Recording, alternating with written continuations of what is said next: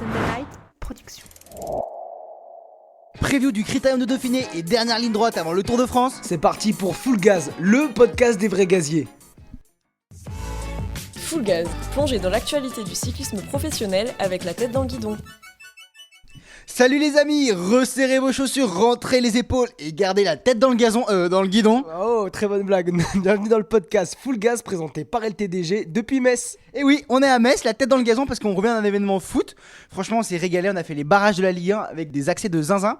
On a hâte de vous montrer. On peut leur dire demain, la tête dans le guidon va révéler le nouveau ballon de la Ligue 1 Uber Eats qui va passer Ligue 1 McDonald's pour 2025. C'est énorme, non? C'est un truc de ouf. From le vélo, from Grand Prix la Marseillaise, tout révéler le ballon de la Ligue 1. On en parlera un peu plus tard, on fait d'abord le plan, je te propose, et après on parle vite fait de ça et on passe... Ouais, bon, on va pas parler de foot, on a juste dit ça. Moi, on va pas donner plus d'infos, allez sur notre compte LTDG pour en parler. Là, on est là pour parler de vélo, parce qu'il va se passer beaucoup de choses. Et d'ailleurs, dans le plan qu'on va vous annoncer, vous allez voir qu'on va pas s'ennuyer sur ce podcast, puisque le podcast va commencer par les résultats de la semaine, comme chaque semaine. Il y a eu beaucoup de petites courses, tout ça. On se rapproche du Tour de France, du coup, la pression monte un peu. On est trop content, de plus en plus excité. Surtout que, on va vous dire, mais on fait le Tour de France en entier, de A à Z et en passant par toutes les lettres de l'alphabet. Ouais, bah, il manque plus que la météo pour qu'on se sente vraiment en été Tour de France. Là, c'est vrai, on en reparlera, on aura le temps d'en parler, mais on était avec Kevin Genietz au départ à 100% sur Sion, on l'a croisé sur les routes, et il nous disait, ça fait bizarre de voir un Critérium du Dauphiné avec départ pluvieux, un peu nuageux et tout ça. Normalement, c'est l'été, on est tous en cours. Ouais, mais alors faut demander à ESSO de faire partir le Critérium d'autre part que 5% sur Sioule, peut-être qu'il y aura du soleil, genre. Bah, en vrai, 100% sur Sioule ou Lyon, c'était pareil, la météo, mon ref. Hein. Ouais, c'est vrai, je suis une mauvaise langue. Donc, justement, après, on va faire la grande preview du Dauphiné dans notre deuxième partie. Dans notre troisième partie, on ira faire le débat de LTDG. Et moi, je vais te laisser poser la question du débat. Que devons-nous attendre des grands favoris sur ce Dauphiné? Et oui, en effet, on sait qu'il y a eu beaucoup de chutes, qu'il y a beaucoup de retours de chutes, notamment Roglic, Remco, un peu un remake de Paris-Nice. Et du coup, à ton avis, est-ce qu'ils seront à 100%, pas à 100%? Est-ce qu'il y a de la place pour un Gaudu pour aller se faire un podium? Voilà, on va débattre là-dessus. Ensuite, on enchaînera avec les infos en vrac et on terminera par la fameuse rubrique l'actu full gaz avec un E. Tu dors ce matin, Grégoire, t'es pas réactif. Non, mais c'est toi, on peut être tranquille, c'est le podcast. On parle, on se pose, on est full énergie tout le temps sur les réseaux. Là, on peut se poser un peu et parler de notre passion, autant en profiter. Et on en profitera directement avec les résultats en deux spi. Du coup, les résultats en deux spi, ça a commencé cette semaine avec une course dans le sud de la France, une course montagneuse. Une course, mine de rien, importante, la Mercantour classique, parce que ça va être une des étapes finales du Tour de France avec la Colmiane et la Couilleule. Et qu'est-ce qui s'est passé sur cette course? Il me semble, alors pour ajouter un petit peu d'infos à ce que tu as dit, que c'est les 65 derniers kilomètres du Mercantour classique cette année qui sont les mêmes que les derniers kilomètres de l'étape qui va terminer à la Couilleule, enchaînement Colmane-Couilleule, qui sera l'étape du Tour aussi, l'étape du Tour pour tous nos amateurs, pour tous nos cyclistes amateurs qui kiffent aller la faire. Et du coup, on a vu une magnifique victoire de Lenny Martinez. On était avec David Gaudu samedi, qui nous disait que Lenny n'avait pas été bien toute la course. Et il est même tombé un moment et il est quand même allé gagner. Donc très très fort. Clément Berthet vient prendre la deuxième place et Arm Van Hoek fait troisième. A noter que du coup, David il nous a dit qu'il avait une défaillance, donc grosse fringale. Et on a fait une interview sur YouTube. On vous invite à aller voir l'interview complète. Il y a 8 minutes d'interview où David nous parle de son critérium, de ses objectifs sur le tour, et je pense que vous allez pouvoir retrouver toutes les infos. On va pas s'attarder dessus, mais ce sera intéressant d'aller voir. Juste un petit point, on se demande comment c'est possible à un tel niveau professionnel, avec tout qui est calculé, donc des scientifiques, des nutritionnistes, des entraîneurs, de faire encore des erreurs de fringales. Il nous a expliqué que c'est des erreurs qui peuvent arriver, surtout quand on revient d'altitude. Et là, la Groupama FDJ, l'équipe de la Groupama FDJ qui est alignée sur le Dauphiné revient de Taïdé en stage d'altitude. Et donc, il y a des petits réglages qui n'ont pas été faits et tout ça. Et du coup, c'est une grosse erreur. Mais comme il nous l'a très bien dit David, il vaut mieux le faire au Mercantour qu'au Tour. Et que sur le Dauphiné, et là sur le Dauphiné, il est motivé et affûté comme un couteau, le David. Et on attend, on espère un bon résultat. Il va jouer le classement général. D'ailleurs, on va donner le résultat du circuit franco-belge. Voilà, j'ai changé d'avis avec une victoire de Bignan Girmay et comme d'habitude cette saison une deuxième place de Axel Zinglet devant Marc Hirschi. Donc voilà. Attends, tu sais à combien il est de deuxième place cette saison, Axel Zinglet? Ça doit être sa 7ème ou sa 8ème. Ouais, c'est un truc de gueudin. Il a fait des trucs de ouf. Je vous cherche l'info en direct. Axel Zinglet, 1, 2, 3, 4, 5, 6, 7, 8. J'en compte 8 en comptant son maillot vert et sa deuxième place au maillot vert et au général sur le Tour de la Provence. C'est incroyable. Il a gagné comme une fois, tant mieux, hein, mais Bah, on espère qu'il va lever les bras sur les courses qui arrivent parce que il a gagné cette saison, hein, mais on espère qu'il va réitérer cet exploit de gagner parce qu'il a gagné qu'une seule fois. Il aurait mérité de gagner plus. C'est en train de se positionner comme un des outsiders, des meilleurs punchers du peloton, non, Grégoire? ouais, c'est ça, mais j'ai l'impression que c'est pas le meilleur puncher, mais il est tout le temps l'un des meilleurs, et c'est pas le meilleur sprinter, mais il est tout le temps dans les meilleurs. Donc il a un peu le cul entre deux chaises. J'ai aucun conseil à donner à Axel, hein, mais je sais, t'as l'impression que peut-être. Ça va le faire. Ouais, ça va le faire, mais est-ce qu'il doit plus devenir puncher ou sprinter? Là, t'as l'impression ou alors il lui manque encore une graine d'évolution, et dans 1 ou 2 ans, ce sera l'un des meilleurs du peloton dans ces sprints-là, un peu sur la même échelle que des Biniam Girmay, que des Van Der Poel, des choses. ouais, un peu à l'ancienne. Donc si on peut le comparer à des Sagan, tu vois, des mecs qui passent très très bien les bosses, qui peuvent aller faire des sprints en petit comité. Ça serait génial, on l'attend là-dessus. Et une autre course, il y avait Leyland Vansgott Pilge, où Alexander Christophe s'est imposé devant Casper Van Hooydonck et Amaury Capio. Désolé, j'ai charcuté le nom, désolé de la course. Tu veux que j'essaye pour te rassurer? Ouais, rassure-moi parce que tu te moques de moi, mais j'aimerais bien voir comment tu bégayes toi. Eileen Vastogut Eiste Pilge. Ouais, on dirait juste un mec qui fait genre il est bilingue alors qu'il parle pas anglais, Après, tu moi, vois. j'ai roulé à Bruxelles, donc je les connais. En parlant de Bruxelles, merci pour la transition. Merci, je sais. Bruxelles Cycling classique avec une superbe victoire de Johan Abrahamson devant Biniam Girmay qui a encore fait deuxième et qui a d'ailleurs annoncé qu'il était affûté et prêt pour le Tour de France. Caden Groves fait troisième. Il a surtout le couteau entre les dents, je pense, Girmay, parce que il a abandonné le Giro. Donc il doit être très déçu de ça. Il avait peut-être les jambes pour aller chercher une étape quand on voit les résultats qui se font en ce moment. Donc impatient de le voir sur le Tour de France. Peut-être qu'il fera passage au Tour de Suisse après, je sais pas. Bah on verra. En tout cas, il y avait 2 courses à étapes cette semaine. D'abord une petite course à étapes, la Ronde de l'Oise, où Pierre Barbier, le français, s'est imposé devant Skersdagen et Lars van den Ende. Et voilà, pas plus. Pierre Barbier qui fait un bon retour en professionnel après son passage chez les amateurs. Ouais, carrément. Et puis on peut aussi parler un peu de la course de la paix. J'ai vu passer pas mal de résultats. J'ai vu que notre ami Paul Magnier s'était imposé. Les Français ont brillé avec aussi Roland Brieux qui s'est imposé sur une étape. Roland Brieux, donc pour les résultats, Roland Brieux s'impose au général et devant Aaron Dox et Léo Bizio, le français. Et donc 4 étapes, première victoire pour North of Morton, Paul Magnier, le français, gagne la deuxième étape, Roland Brieux, le français, la troisième étape, et Maurice Wessel, la quatrième. Et Polo ramène le maillot vert. Polo ramène le maillot vert, Roland Brieuc le maillot jaune. Il faut savoir que la course de la paix, c'est une course une course espoir, mais une course qui, enfin, quand je vous dis les palmarès des derniers vainqueurs, je crois qu'il y a Antoine Huby, t'as Tadej Pogacar, t'as David Gaudu, t'as plein d'autres gars que j'ai plus, mais donc c'est une course où le palmarès est très très fort et gagner la course de la paix, ça veut dire que tu vas marcher chez les pros normalement. Ouais, en tout cas, c'est un c'est un bon indicateur, un bon maître échelon du niveau des jeunes à ce moment-là de leur carrière. Et c'est bien de voir un Paul Magnier qui n'a que 19 ans. On se rappelle, on a l'impression qu'il est vieux et tout. Ok, il est professionnel, il est dans l'équipe 1 de la Soudal Quick Step, mais c'est important pour lui. On en avait parlé d'ailleurs à Oman avec lui, d'aller faire des courses espoir justement pour quand même pas faire que du World Tour toute la saison, parce que sinon il va se cramer. C'est un bon Paul Magnier et c'est vraiment, il a la tête sur les épaules et en fait ça se voit même quand il court, quand il célèbre, il joue au vélo, il fait pas du vélo, il joue au vélo et il s'amuse et en fait clairement lui ça le fait kiffer d'aller courir avec l'équipe de France, d'aller courir avec ses potes et qui gagne, et je suis sûr que justement c'est en kiffant et en prenant son temps qu'une fois qu'il sera plus en espoir, qu'il passera réellement chez les pros, il sera tranquille et jusqu'au bout. Voilà, il a encore du temps parce qu'il est encore en espoir jusqu'à 23 ans, mec. Il a que 19 ans, je te rappelle. Putain, il est jeune, hein.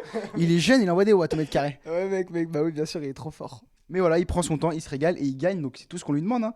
Bonne chance à toi, Paul, continue comme ça, mon ref, fais-nous rêver. Grégoire, dernier résultat de la semaine, le Critérium du Dauphiné, l'étape 1, une étape qui était promise pour les sprinters punchers. Et quand on s'approche du Tour de France, il y a un gars qui est en forme, enfin il est en forme toute la saison, tu vas me dire. C'est vrai qu'il gagne tout le temps, ce mec. Il est trop fort, ouais. C'est Mats Pedersen qui s'est imposé devant Sam Bennett et Hugo Page qui vient compléter le podium. Voilà, 5% sur Sioule, 5% sur Sioule, lancement du Critérium du Dauphiné. C'était pas l'étape la plus sexy, hein. Nous on y était samedi, on a fait la reco, c'est là où on a croisé Kevin Geniez d'ailleurs. Bon, le circuit final, tout ça, c'était pas les routes pas top, il y avait pas mal de vent, il y avait pas de piège, hein. Il y a eu que deux coureurs échappés, et Mark Donovan et un coureur de la Arkea BNB Hotel, je saurais plus dire qui c'était, j'ai oublié. Mais oui, en tout cas, le parcours final était quand même, ça montait un peu quand même, hein. D'ailleurs, Kevin il nous a fait la réflexion, on fait ah ouais, c'est pas si dur que ça. Et surtout que ça montait avec le vent, donc pour les équipiers qu'il fallait rouler pour le sprint, c'était pas c'était pas le meilleur parcours, c'était franchement c'était pas si facile que ça. Et voilà, donc dans les parcours, dès que les sprints sont un peu compliqués, En fait, Van Pedersen, c'est le meilleur. Ouais, mais le sprint il était un peu pourri. Je sais pas si t'as vu le résumé. En gros, t'avais un virage à genre 50 mètres de la ligne. C'était un peu pourri. Sam Bennett il était un peu bloqué. Du coup, il a dû sortir un peu avant et finalement il a dû se rasseoir à 50 mètres de la ligne. Et du coup, Mats Pedersen est arrivé à s'imposer devant eux, comme d'hab, très très puissant, hein. Grégoire, je crois qu'on a fini les résultats de la semaine. On s'est bien régalé. Le Critérium du Dauphiné a commencé par une étape de sprint, mais vous savez que ce Critérium du Dauphiné, il va être casse-pattes. Il va casser les pattes de sa mère, comme disent les jeunes. Et du coup, On part de baiser. et du coup, je vous propose qu'on fasse la preview de ce Dauphiné, étape par étape, pour que vous sachiez vraiment ce qui va se passer, ce à quoi s'attendre et qui est à attendre surtout. T'es chaud, Grégorito? Bah oui. Alors c'est parti, Critérium du Dauphiné. Alors cette année c'est une édition comme d'habitude hyper montagneuse, 5 arrivées au sommet sur la deuxième étape, la troisième étape, la sixième, la septième et la huitième. Il y aura 2 sprints, donc le premier jour d'étape et à Saint-Priest à la cinquième étape. À la maison, ouais, Lyonzon, représente. Lyonzon, même si vous allez voir qu'on fera étape par étape, que bon c'est pas gagné d'avance peut-être. Chouloulou, système flatrique. Il y aura un contre-la-montre mercredi qui ressemble vachement au contre-la-montre de l'année dernière sur les routes de la Loire un peu vallonnées. Donc on va y revenir aussi un peu. C'est là où David Gaudu notamment avait une grosse défaillance. Et puis je crois qu'on a fait le tour des 8 étapes. Tu nous présentes déjà la deuxième étape vu que 100% sur Sioule a déjà eu lieu. T'as bien bossé, Grégoire, aujourd'hui. Je sais pas ce qui s'est passé, t'as fait tes devoirs. Je me suis levé tôt, hier j'ai vu du foot et puis j'avais envie de parler de vélo ce matin, j'en avais marre du ballon rond, moi je voulais voir des mecs sur des roues affûtées et du coup ce matin je me suis dit trop content de me renseigner sur le vélo quoi. Débat parallèle, mais je te jure que c'est vrai, ça fait du bien d'aller voir d'autres sports parce qu'après je suis trop excité de voir ce qui s'est passé dans le vélo. Ce matin j'ai fait comme les geeks à l'ancienne, j'étais sur PCS pendant 2h30 à chercher tous les petits résultats, tout ce qui s'était passé, les petites infos croustillantes pour vous faire le podcast et c'est kiffant parce que en vrai de vrai, parfois vous dites ouais restez sur le vélo, mais aller sur d'autres sports ça permet quand même de te rafraîchir le cerveau et tu te dis waouh ça fait du bien, tu vois. On n'est pas pro au vélo, autant parler d'autres choses, mais après quand on revient dans le vélo on est tellement heureux. Ouais, et puis même ça permet de s'ouvrir la tête, d'ouvrir aussi à d'autres formats, à d'autres idées de communication, ça se passe pas pareil du tout. Puis quand tu vas au foot, après quand tu reviens dans le vélo, t'es plus du tout stressé parce que le match d'hier, enfin bref, on va pas en parler, mais il y avait de la pression de ouf, il y avait les barrages, t'avais la sécu qui était là en mode restez pas sur le terrain dans les 10 dernières minutes parce que si les supporters ils envahissent le terrain, vous allez morfler. Et ça fait plaisir les gars parce que nous, nos supporters au vélo, franchement, vous êtes des bons, il n'y a jamais de débordement. Donc restez comme vous êtes et sur le bord des routes, surtout faites attention aux coureurs, surtout pendant le Tour de France où je sais que vous êtes énormément à vous déplacer sur les routes. Faites attention, nettoyez les routes, faites attention aux coureurs. Les mecs, ils sont pros, ils travaillent toute l'année pour ça, allez pas leur foutre des difficultés. Bref, on arrête de faire les relous, on parle de l'étape 2 du Critérium du Dauphiné. 142 km, 2500 mètres de D+, entre Ghana et le col des Loges. Donc une étape assez punchy. Et Col de la Loge. Col de la Loge, pardon. Et Moi je vais te dire à quoi t'attends. moi je pense que, honnêtement, mon prono c'est Primoz Roglic prend le maillot jaune sur cette étape. Ça ressemble vraiment à une étape taillée pour un Roglic. En fait, on dirait qu'elle était faite sur mesure pour lui. C'est une étape où normalement les premiers leaders voudront peut-être aller jouer le classement, enfin la victoire d'étape. Le premier maillot jaune, ouais. Le premier maillot jaune, il a déjà été pris par Mats Pedersen. Le premier maillot jaune pour les leaders. Quoique, moi, je serais même pas surpris de voir Pedersen. Non, je pense pas qu'il va résister quand même. En tout cas, à savoir qu'on est sur les routes d'entraînement de Romain Bardet, on n'est pas loin de chez lui. Peut-être qu'il sera là, je sais pas. Peut-être qu'il Non, il est pas là, il est pas là. Altitude, ouais. Attends, il vient de sortir du Giro. Et du coup, ouais, la finale, les 30 derniers kilomètres sont plutôt montants, mais pas de gros pourcentage. Un revêtement assez correct, il me semble, si je me suis bien renseigné. Et moi, j'ai marqué plutôt pour un sprinter des montagnes. Donc là, c'est Primoz Roglic, le tueur de sang-froid, quoi, qui arrive toujours à gagner au sprint quand on arrive au sommet. Mais moi, je me suis quand même mis une petite étoile sur Romain Grégoire au cas où. Attention à Romain Grégoire, le puncher français, le jeune puncher français qui monte en puissance. Il peut aussi tirer son épingle du jeu. Surtout que je pense qu'il ne sera pas surveillé par les leaders, donc on ne sait pas le scénario.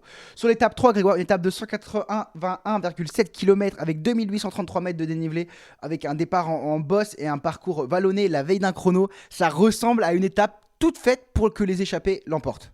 Ouais, arrivé sur la côte des Estables. Alors 3,8 km à 5,2%, mais en fait il y a énormément de dénivelé positif tout le long du parcours avec un départ en côte donc qui va favoriser la création de grosses échappées et les favoris qui n'auront peut-être pas envie de rouler parce que le lendemain c'est quand même 34,4 km de contre-la-montre. Les sprinters ne vont pas contrôler bien sûr aussi évidemment. Donc pour moi ouais ça ressemble, en tout cas c'est ce que j'ai noté dans ma preview à une victoire pour les échappés. Alors à ce petit jeu-là, qui est-ce qu'on peut, qui est-ce qu'on peut voir s'imposer? Je sais Faut voir la start list, mais je sais pas si des TH Benoît vont devoir rester aux côtés de leur leader, mais bon, je sais pas, peut-être un Butrago comme un peu il a fait sur le Dauphiné. Moi, je vois bien des coureurs un peu comme ça. ou un Madouas qui aura carte blanche sur cette étape, s'il doit pas être aux côtés de David. Ou un Romain Grégoire, peut-être, c'est peut-être là que Romain Grégoire a coché, hein. Mais ouais, c'est ça. En tout cas, du côté, on y reviendra, mais de la Groupama FDJ, ils ont une stratégie de laisser David un peu tout seul en montagne. Et puis, tout le monde aura carte blanche pour essayer d'aller chasser les étapes. Avec Quentin Paché et Rémi quand même pour l'entourer en montagne.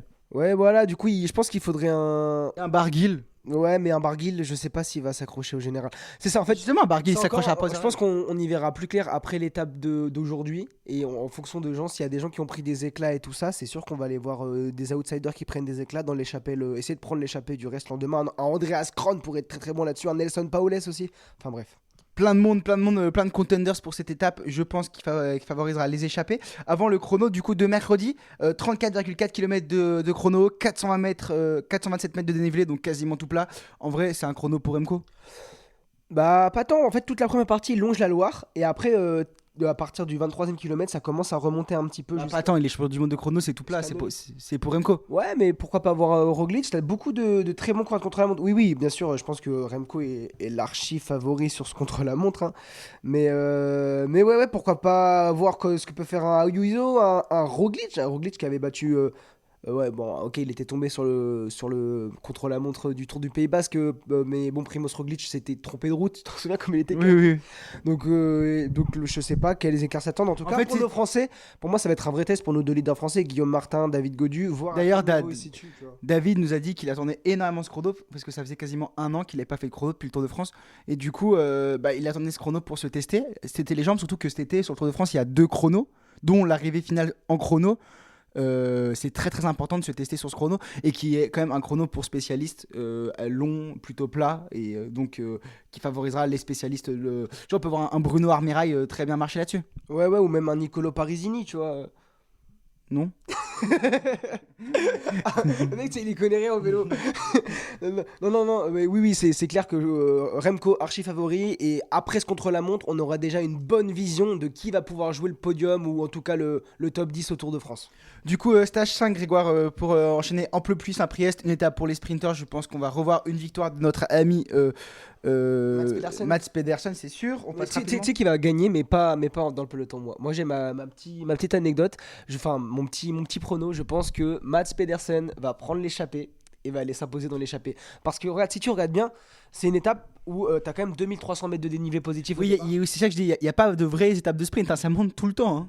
Bah ouais, et c'est les routes de la maison, hein. Ça passe à Saint-Martin en haut. La côte entre Sainte-Foy-l'Argentière et Duerne, tu vois, qui ressemble aux Alpes. Et c'est mercredi ça? Bah oui. Mais on va y aller.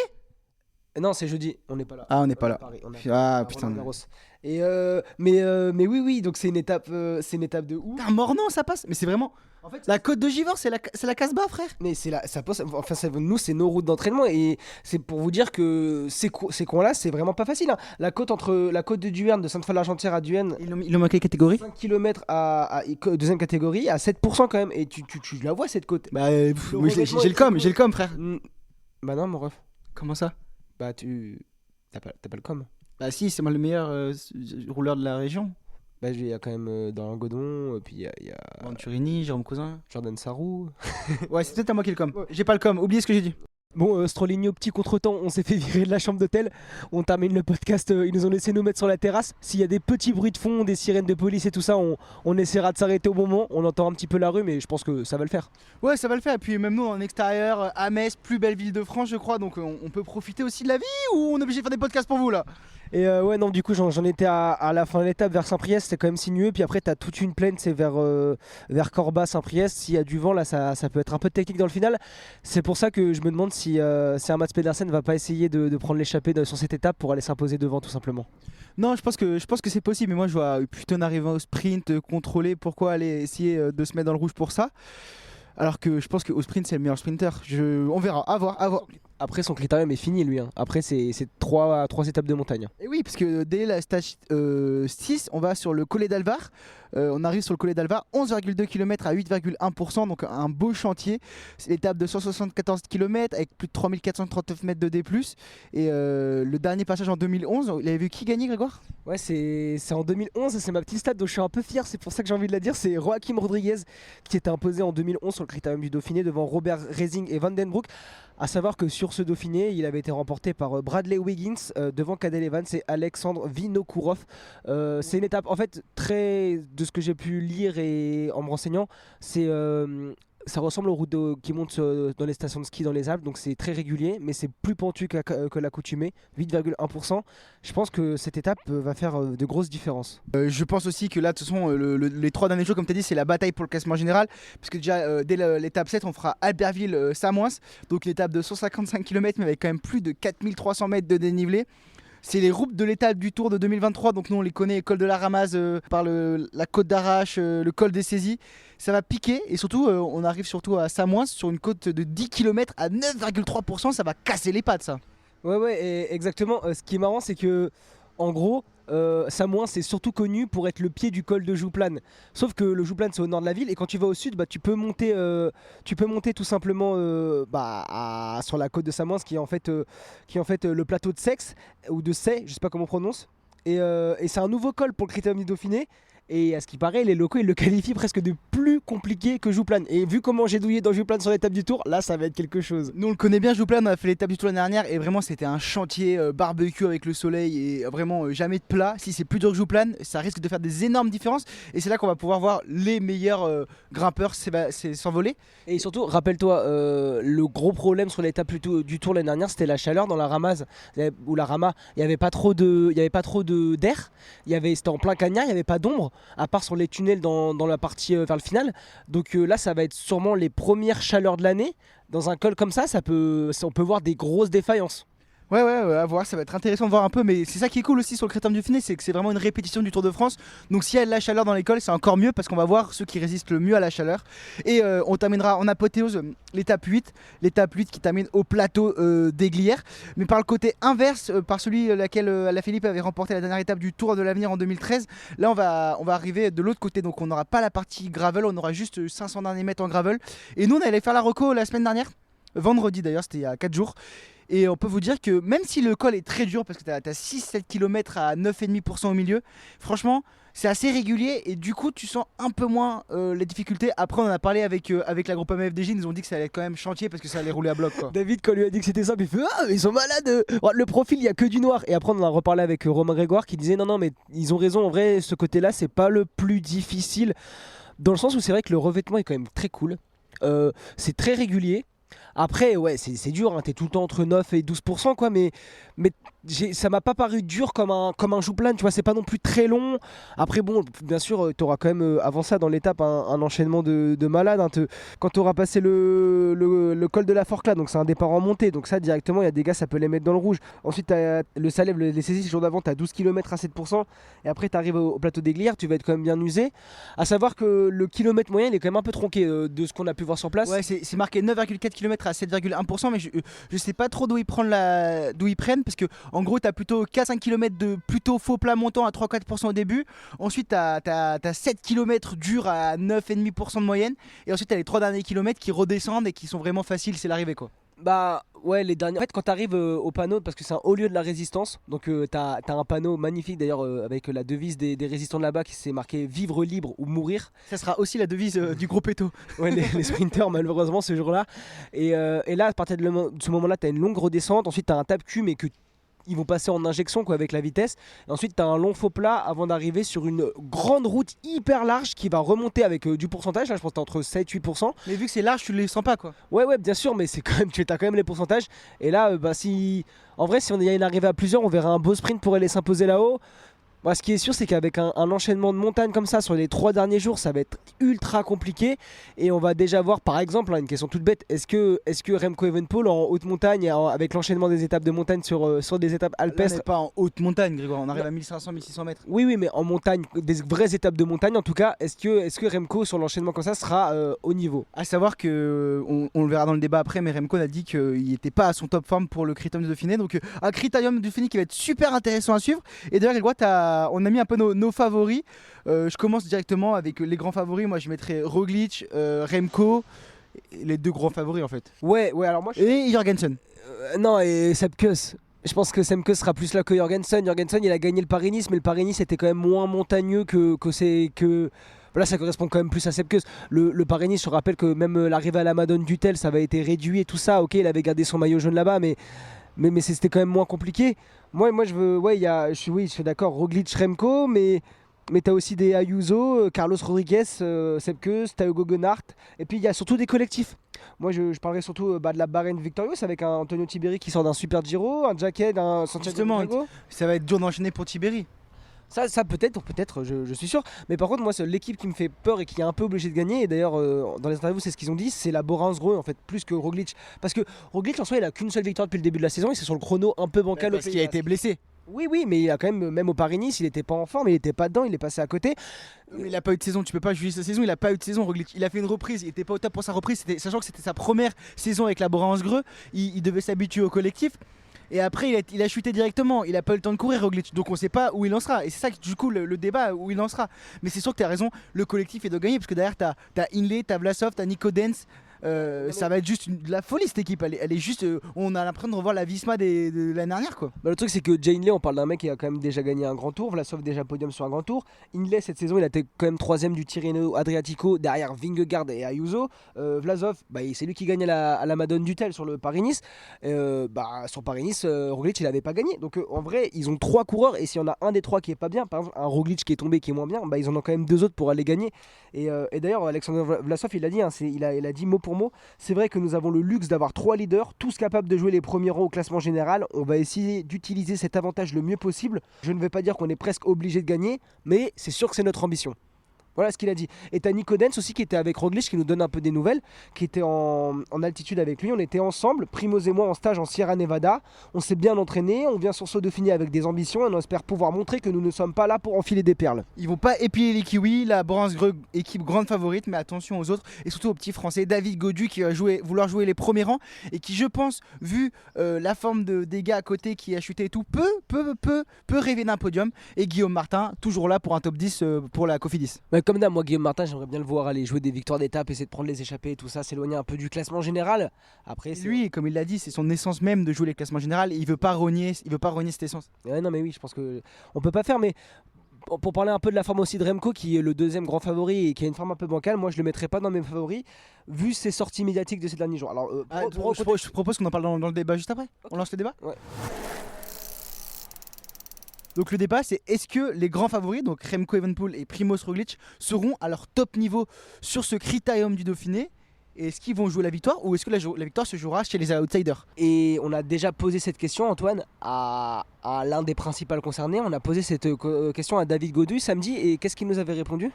David Gaudu nous avait répondu que, je cite, je pense que si des gars comme ça s'alignent sur une course, c'est pas pour faire 4ème. Ils sont là pour gagner et ils sont en pleine forme. Et je pense que je me fais pas de soucis pour eux qui sont en pleine forme. Même si, comme d'habitude, les équipes faussent un peu les dire. Parce que comme tu as dit, Remco, il a fait des sorties médiatiques en disant que lui, clairement, il n'était pas en forme et qu'il n'allait pas aller être en forme sur ce critérium de Dauphiné. Alors, est-ce qu'il cherche des excuses avant et si ça marche, tant mieux. Si ça marche pas, il aura déjà une excuse? Ou alors, est-ce qu'il dit ça parce que réellement, il est pas bien? Alors lui, ce qu'il faut savoir, c'est que Remco il revient de blessure, donc ça on le sait, grosse chute sur le Tour du Pays Basque. Il a subi, c'était sa première opération sous anesthésie générale de sa vie, donc clavicule épaule, on le sait. Il a dit qu'il était quand même bien atteint physiquement et là il revient d'un stage d'altitude. Il s'est préparé en Sierra Nevada aussi comme Roglic en altitude et donc il dit que son ressenti au jour le jour il sera plus important que le résultat final et il va devoir être patient sur ce critérium du Dauphiné. Il dit qu'il a bien pris le temps de se soigner, que s'il prend le départ du Dauphiné c'est qu'il est prêt à courir à nouveau, mais c'est clairement la forme, c'est une autre histoire. Voilà ce qu'il dit mot pour mot. La forme, c'est une autre histoire. Il n'a pas forcément d'objectif spécifique en termes de résultats. Il veut juste essayer de retrouver le rythme en course et il veut terminer la semaine en meilleure forme qu'il la commencera. Donc voilà. Et ça, il dit s'il arrive déjà à faire augmenter sa forme, ce sera une semaine réussie. Il dit aussi qu'il n'a pas regardé le parcours du tout, il sait seulement que la 4ème étape sera un contre-la-montre et que les trois dernières ce seront hyper difficiles. Ça donne une idée de mon niveau d'attente de cette course. Donc en vrai, s'il a même pas regardé le parcours, je pense qu'il se désintéresse un peu. Moi j'ai une question à te poser, Antoine. Est-ce qu'il dit ça pour se rassurer lui-même, pour s'enlever la pression ou pour bluffer, ou alors c'est vraiment son état d'esprit? J'ai envie de te répondre oui et non. Oui, il s'enlève la pression. mais il s'enlève la pression. Pourquoi ? Parce qu'il sait qu'il n'est pas à son top niveau. Et en fait, Remco, son objectif, ça va être au top niveau sur le Tour de France. Et là, plutôt, je pense que c'est une répétition. Il n'a pas beaucoup couru cette année à cause des chutes. Il a besoin de faire du rythme. Mais est-ce qu'il a besoin de gagner ? Non.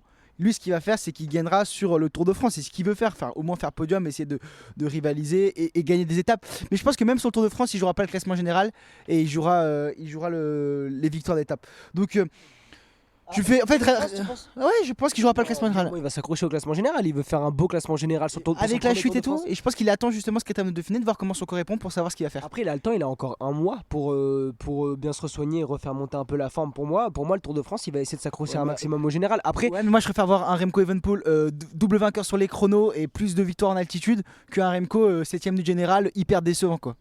Ouais, mais je pense que lui, il n'a pas la même philosophie que toi. Lui, son objectif, le rêve de sa carrière, c'est de gagner un Tour de France. Ça va être son premier Tour de France. Il a 23-24 ans. Bah, je pense qu'il va le faire un peu à bloc, s'accrocher au général pour voir avec la saison et son état de forme actuel ce qu'il peut faire sur un Tour de France. Et essayer de pallier les manques pour voir ce qui lui manque justement pour le travailler pour les prochaines années. Ouais, je suis d'accord. Et Primoz Roglic, comme d'habitude, on n'a pas beaucoup d'infos sur lui. A priori, il revient de la Sierra Nevada. Et Primoz, on sait jamais à quoi s'attendre de toute façon. Bah, t'as Nico Denz qui l'a bien dit, hein. Ils sont pas là pour enfiler des perles. Après, Primoz, c'est le genre de mec, c'est le tueur de sang-froid, quoi. Encore une fois, s'il est là, ça veut dire qu'il veut au moins aller choper des victoires d'étape. Et puis, le critérium me semble plus ou moins taillé pour lui quand même. T'as beaucoup de montées sèches dans les finales. T'as quand même un week-end avec un gros enchaînement, mais par exemple sur l'étape 6 et l'étape 8, en vrai, ça semble pointu, fait à la chaussure de Roglic. Voilà, en gros, à quoi s'attendre, et surtout aussi tous les autres favoris, Juan Euser, Rodriguez, mais surtout Remco et Roglic à scruter de près. C'est pour ça qu'il faut suivre le Critérium cette semaine. Vous dites-nous ce que vous en pensez sur ce débat. N'hésitez pas à nous faire vos retours sur Instagram, sur les réseaux sociaux. On sera avec plaisir pour vous répondre et pour débattre avec vous. Et on passe directement avec les infos en vrac, des infos pas très fun, Grégoire, cette semaine.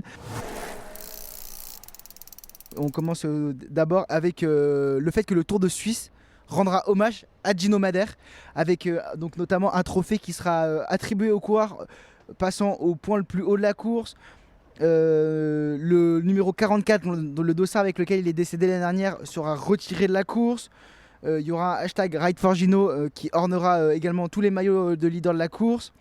Et il y aura aussi une course commémorative en la mémoire de Gino Madère qui aura lieu le dernier jour de la course. Les bénéfices de cette course, donc ça sera ouvert aux amateurs, seront reversés à la fondation Ride4Gino. Donc voilà, le Tour de Suisse qui prend ses précautions et qui honore la mémoire de Gino Madère. Je trouve ça très très bien. Autre info, Grégoire. J'ai vu qu'en fait leur objectif c'était de faire que Gino Madère ne soit jamais oublié et qu'il soit à tout jamais marqué sur cette course. Il y a même un prix de la montagne et tout, donc c'est trop cool. Rapidement, autre info, Lennart Van Helvelt qui revient de blessure, lui qui a gagné l'UAE Tour avec la Lotto Destiny en début d'année. Il est renversé à l'entraînement par une voiture en descente, a priori rien de grave, mais il est quand même beaucoup de débrasions et des brûlures notamment au niveau des mains et de la cuisse gauche. Donc voilà, autre info Grégoire. Ouais, petite info à 8 millions d'euros, c'est Tadej Pogacar qui devrait prolonger jusqu'en 2030 avec UAE Team Emirates. Et donc voilà, en vrai il les mérite, hein. Je suis content pour lui, il va se mettre bien sur des générations et ça va être le coureur le mieux payé du peloton. Et dernière petite info, Miguel Angel Lopez qui s'était fait licencier de la Movistar, qui avait été suspendu en 2022 sur le Giro d'Italia pour dopage, a rendu son verdict un peu tard. Il allait tout écraser en Colombie avec le team Medellin, il a écrasé la saison colombienne. Et là, on vient de dire qu'il a été suspendu pour 4 ans pour la possession d'une substance interdite, la ménotropine, sur le Giro 2022. Donc voilà, ça fait plaisir que les tricheurs se fassent choper.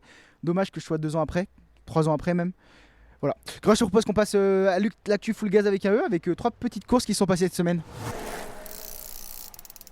On commence déjà directement sur l'actu full gaz avec la Volta Ciclista Andalusia Elite Women avec la victoire de Mavi Garcia devant Smulders Selke et Elia Willy.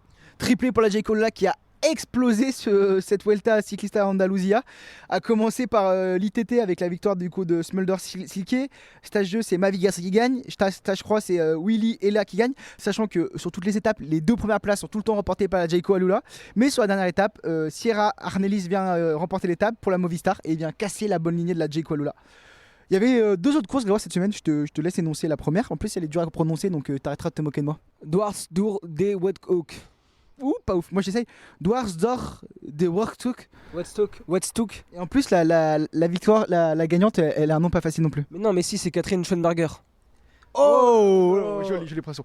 Catherine Schoenberger qui s'impose pour la Ceratisite devant Loretta Hanson et Lily Williams. Et dernière course, c'est l'Alpe Grésivaudan Classique qui a vu un podium 100% français, Grégoire, et en plus des Françaises qu'on aime bien. Eh oui, Marion Brunel qui s'est imposée devant Evita Music et Julie Bégaud, la jeune de la Cofidis. Et c'est la première victoire de Marion Brunel pour la Saint-Michel-Aubert, la française de 19 ans qui s'impose en altitude. Et c'est marrant parce que vraiment arrivée en plein brouillard, je sais pas si t'as vu les images, Grégorito, t'arrives en plein brouillard et elle avait un collier de fleurs haïtien en arrivant. Franchement, ça fait plaisir. Ça ramène franchement trois françaises. En plus, elle termine devant Evita Music qui est en course pour viser un podium sur le Tour de France. Franchement, Brunel Marion, belle perf, elle marchait bien toutes ces saisons et là elle gagne enfin, donc ça fait plaisir. Bon bah les amis, c'est la fin de ce premier podcast du mois de juin. On peut le dire, c'est le premier podcast qui lance un peu l'été du vélo avec l'enchaînement Critérium du Dauphiné Tour de France. On est impatient de débriefer cette semaine de course sur les routes alpestres et puis on va se dire au revoir, non? Bah voilà, on fait des gros bisous, on se retrouve la semaine prochaine pour faire le compte rendu de ce Critérium du Dauphiné qu'on vous a bien teasé. Et surtout, c'est le dernier sprint avant le Tour de France, mais même si ça a joué pour les grimpeurs, c'est un sprint jusqu'au Tour de France. Allez, ciao les gaziers.